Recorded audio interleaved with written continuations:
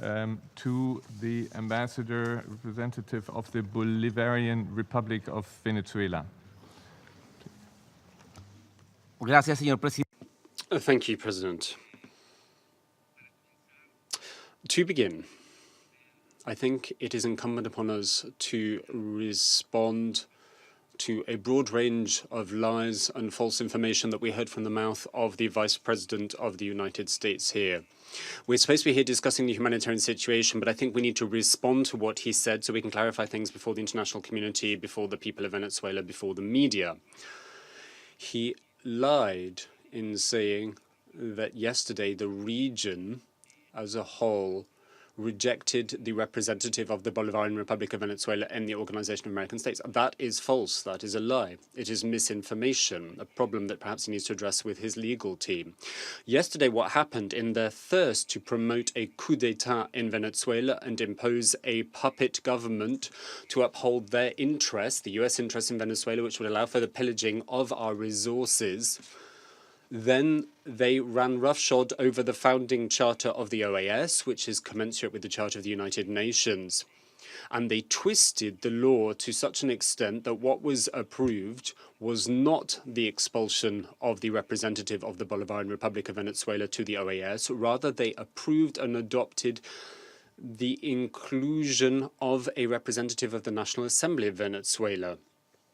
And this is absurd. It's a legal fiction, what happened yesterday, because the OAS, just like the United Nations, is an organization of states. It is not an organization bringing together national assemblies.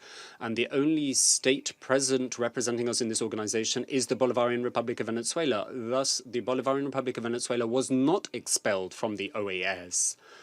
What we have instead in the OAS is a strange individual. Nobody understands what he's doing there, what he will be doing there, because he doesn't represent the state of the Bolivarian Republic of Venezuela. He represents the National Assembly. It's important to understand that. So what was said was a lie. Why do I flag this here? Because this is just part of the machinery of lies which is intended to sell the course of action of the United States to the members of the United Nations. What they're seeking to do is impose a puppet government, and they want to convince the United Nations of the rightness of their actions. They want to see the United Nations as the club of friends, the backyard of the United States. They have to subordinate the United Nations to their interests, to the Monroe Doctrine. The Monroe Doctrine being a racist policy that was set up 200 years ago by a slaving state, and which runs roughshod over international law. It has no basis in international law. There's no basis in international law for what the United States is doing. We are sure when the United States attempted to pull the wool over the eyes of the attempts here in the United Nations to play the same trick as it played in the Organization of American States, pulling the wool over the eyes of those present, it will fail here. We certainly hope it will fail here. It is threatened with war. It has threatened us with war as well. All options are on the table. On what legal basis are all options on the table? On what legal basis can one country threaten another with war here around this room? This is something else the United Nations should address. Now turning to the topic that brings us together here, President. The humanitarian situation in Venezuela does need to be resolved. But if we err in the diagnosis, then we will also be mistaken in the treatment that we give that's intended to bring succor to Venezuela. The situation, as has been said here, is the fruit of human action. But what everyone has tiptoed around here in the room, including the three briefers who are very smart, intelligent people, they're able to draw together data, analyze that data, including Mr. Stein, who's a very wise man, but they shut their eyes to what the Bolivarian Republic of Venezuela wants to share with them. But they will hear, for example, the dictator government in Guatemala. That has been done by Mr. Stein and his team, but yet they refuse to meet with us to hear what we have to say. But as I was saying, none of the three briefers and none of the members of the Security Council acknowledge the elephant in the room, which is that the actions that have led to the humanitarian suffering that we're seeing in Venezuela are the direct fruit of a plan of economic destruction put together by the government of the United States and the United Kingdom with the goal of strangling our national economy, thus triggering the maximum degree of social suffering, eroding the capacity of our nation for self-sufficiency and to respond to said suffering. And when all is said and done, the intention here is to provoke a social implosion that they can then use as a pretext for foreign military intervention, hiding behind the perverse notion of the responsibility to protect that has been the pretext wielded for colonial invasions of those countries that have oil reserves. This is a mind-boggling, inhumane experiment in unconventional warfare. It's a policy of calculated cruelty, violating en masse human rights, going so far, I would say, as to being equivalent to committing crimes against humanity. And all of this is done with the goal of justifying the pillaging and looting, to justify the imposing of a subordinate and puppet local government, and in our particular case, hiding behind a racist ideology, the Monroe Doctrine. People might think that we're exaggerating, but you only need to hear the words themselves of these criminals. This is not what I had to say. This is what has been said by these criminals by the United States. On the 9th of January 2018, spokespersons of the Department of State affirmed that the campaign of pressure targeting Venezuela is working. And what we are seeing is a complete economic collapse in Venezuela. In other words, our policy is working, our strategy is working, and we will stay the course with this policy and with this strategy, end of quote. In October of last year, Ambassador William Brownfield of the United States said, and here I quote directly, "We need to treat this as a suffering, tragedy, agony that will continue until it reaches its endpoint. And if we can do anything to speed up this process of tragedy and agony, then we should do it, understanding that this will have an impact on millions of people who are already having difficulties daily in finding food and medicine. We cannot pursue this course of action and pretend that it will have no impact whatsoever. We have to take a hard and harsh decision.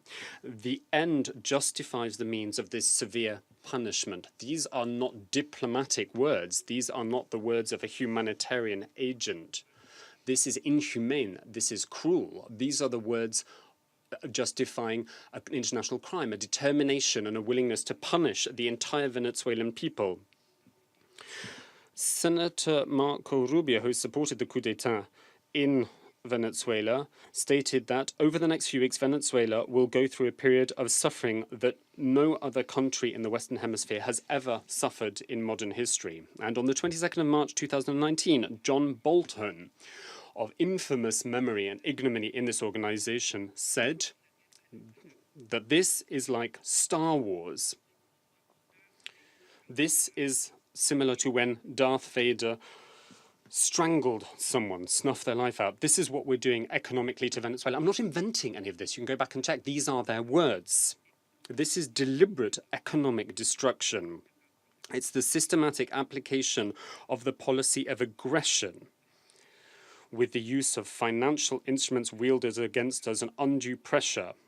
They have used their dominant position in the markets to influence the banking sector, private businesses, and other nations that engage in legal business and exchange and trade with Venezuela, including agencies of the United Nations who have also suffered extortion wielded by the United States. And all of this is to isolate our country from the trade systems and international financial systems of this planet.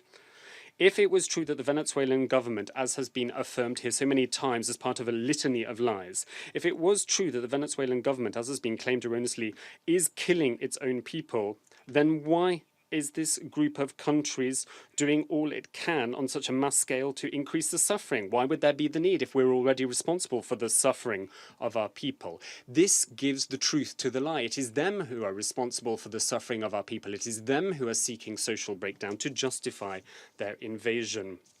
It is a plan in which banks, insurance companies, and indeed the tools of trade such as boats and shipping systems are used with a destructive capacity comparable to weapons of mass destruction, but without those responsible for this suffering being taken before the courts to suffer the moral sanction that they deserve. John Bolton said in January of this year, "My advice to bankers, businessmen, and other traders is not to trade in gold, oil, or other Venezuelan products."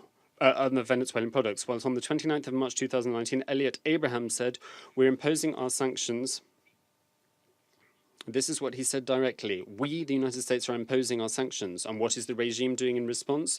The regime is trying to find ways to sidestep said sanctions, to seek out new clients, to seek new markets for imports. So what do we do in response? We observe very closely, and we can see boats on the ocean moving, and we can see contracts being signed with new companies. And the minute we detect such action, we speak with the shipping companies, with the transport companies, with the refineries, with the governments, and we tell them you should not be doing this. This is what we are doing. That's what Mr. Abrahams was saying. He who is depicted here as an angel, an agent of humanity and humanitarian action. This reprehensible act is a criminal policy of mass destruction, and it goes hand in hand with the looting and pillaging that has cost our nation so many millions of dollars. At the same time as they're depriving our people of essential goods, leading to huge levels of suffering, they are with the left hand robbing our Venezuelan people of thousands of millions, if not billions of dollars. The profits of our refineries are being used to pay the debts of oil companies that are friendly to the government of Trump.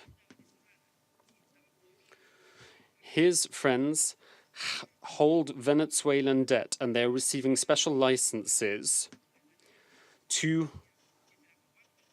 pursue profits with money stolen from our people. That's what they're lining their pockets with. That's what they're profiteering from. They have announced a plan to lead into debt my country, which has led to a debt of $70 billion.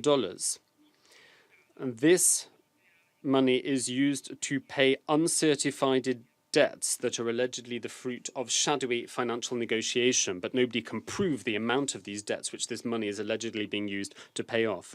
We cannot forget the fact that the Bank of England, which robbed our people of $1.2 billion in gold with the excuse that they did not recognize the president of Nicolas Maduro, and they will continue the sanctions of Trump.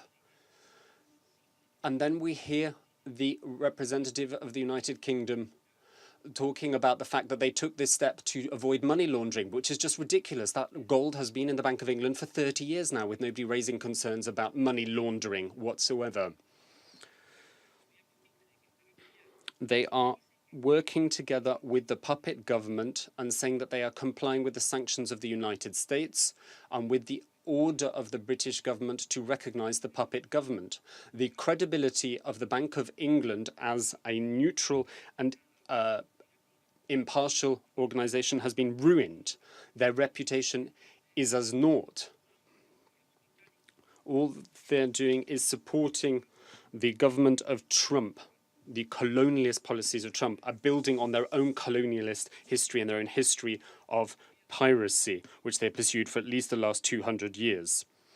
This is the real cause of the plight of Venezuelan people. There is no other reason for it. Our people are suffering, and our government too, as can be testified to by the Secretary General, who is working closely and hard with the United Nations system to boost the number of cooperation projects as well as the volume and capacity of these programs, particularly in the healthcare sector as well as the sectors of food, education, electricity and transport. There can be no doubt, President, if you were better informed in Venezuela, you would know that vaccines are available in Venezuela, and our coverage of vaccinations for malaria and measles, for example, and to be able to stamp out these diseases has improved markedly thanks to our partnership with organizations such as the World Health Organization. People are being deceived. Their vaccines are available in Venezuela, and our healthcare coverage, including the delivery of vaccines, has improved remarkably over the last few years. All of that is measurable. The same is happening with our cooperation with the ICRC, the president of whom met yesterday in Caracas with our head of state, Nicolas Maduro, to make progress in the founding of a direct mechanism that would facilitate genuinely neutral, impartial and independent assistance. And the same can be said of friendly countries who stand ready to provide assistance on a peaceful basis and fully respecting our sovereignty in so doing. One key factor that has been underestimated by those who are waging war against Venezuela is the sheer strength of our national spirit, which only increases when we are faced with difficulties. This macabre experiment in destruction and bringing to its knees and nations is is seeking to prove that economic crimes do work for these nefarious ends, that people will eventually break and that they will cede to the oppressive foreign power. Nonetheless, in Venezuela, they have miscalculated. The collective suffering caused is resisted by growing levels of organization and determination in our people. Our Bolivarian National Armed Forces have not broken and are more united than ever. Our workers are reacting to the attacks on our infrastructure with a discipline that the aggressors are unfamiliar with and cannot boast of for themselves. There are problems that we have to deal with, but they are not there are problems, there are some instances of aggression and violence, but they are not aimed at civil war. And this will not be the end game for all that those who are bringing this pressure to bear on us would like it to be the case. Our people is setting an example to the world of how to resist in peace. It might be logical to think that the efforts of our government to overcome the difficulties caused by this aggression would in fact be recognized, applauded and supported by the international community, who claim to be so interested in alleviating suffering.